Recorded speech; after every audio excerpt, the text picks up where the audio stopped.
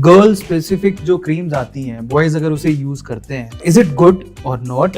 और अगर ऐसा है तो कौन सा क्रीम उन्हें यूज करना चाहिए? अगेन एक बहुत ज्यादा बड़ा मिथ है कि लड़की के लिए अलग क्रीम होना चाहिए, लड़कों की क्रीम अलग होना चाहिए। ये पूरा कंपनी से मार्केटिंग टैक्ट है, ये बेचने के तरीके। कि उनको लगता है कि फेयर एंड हैंडसम निकाल देंगे तो लोग, आदमी लोग एक अलग सेगमेंट को कैप्चर कर सकते हैं। नहीं तो पर ऐसा हो रहा है ना। हाँ, तो फेयर लवली ने तो लड़कियों को कैप्चर कर ही लिया है। हाँ। फेयर एंड हैंडसम अब जो सोचते हैं कि ये तो आदमी का चेहरा बना है तो ये तो हम लगा ही सकते हैं खुलेआम। अगर कोई लड़का फेयर एंड लवली लगाएगा तो उसको ये तू लड़की वाली क्रीम पे लगा रहा है। मतलब फेयर एंड हैंडसम अब तो ठोक के वो लगा सकता है कि भैया शाहरुख खान ने भी इसका करा है ऐड, तो मैं तो लगा सकता हूँ क्योंकि लड़कों के लिए है।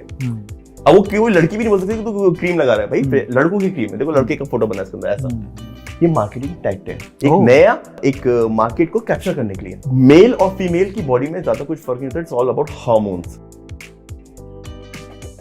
गाइस, क्या आपको पता है कि नोएडा शहर का निर्माण एक आपदा के चलते हुआ था? जी हाँ गाइस, आप ठीक सुन रहे हैं। ये बात है साल 1976 की, जब देश आपातकाल के दौर से गुजर रहा था और तब इंदिरा गांधी के बेटे संजय गांधी और उनके साथी नारायण दत्त तिवारी हेलीकॉप्टर से लखनऊ से दिल्ली जा रहे थे। तभी उन दोनों ने हवाई यात्रा करते समय दिल्ली की सीमा के बाहर यमुना किनारे खेतों का इलाका देखा।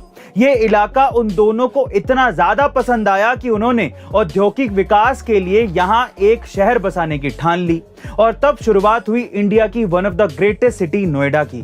वैसे गाइस, क्या आपको नोएडा सिटी के फॉर्मेशन के पीछे की ये स्टोरी पता थी? कमेंट सेक्शन में जरूर लिखिएगा और ऐसे अमेजिंग वीडियोस के लिए शेयर, सब्सक्राइब एंड लाइक। मिलते हैं अगली वीडियो में।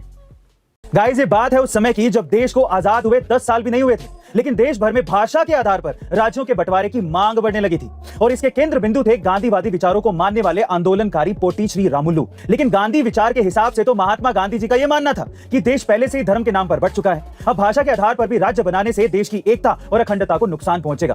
पर इन सबके उलट पोटी श्री रामुलु ने साल 1953 में आमरण हड़ताल शुरू कर दी और इस आंदोलन के 56वें दिन उनकी मौत हो गई।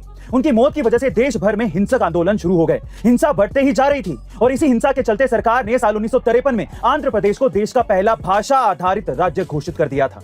लेकिन जब यही मांग पूरे देश में आने लगी, तब फाइनली दिसंबर 1953 में राज्य पुनर्गठन आयोग का गठन हुआ, जिससे कई राज्यों को भाषा के आधार पर बांट दिया गया। वैसे गाइस, आपके हिसाब से भाषा के आधार पर राज्यों का बांटना सही था या गलत? कमेंट सेक्शन में जरूर लिखिएगा और ऐसे अमेजिंग वीडियोस के लिए A2 मोटिवेशन चैनल को सब्सक्राइब कीजिएगा। हमें आपके सब्सक्रिप्शन और प्यार की जरूरत है।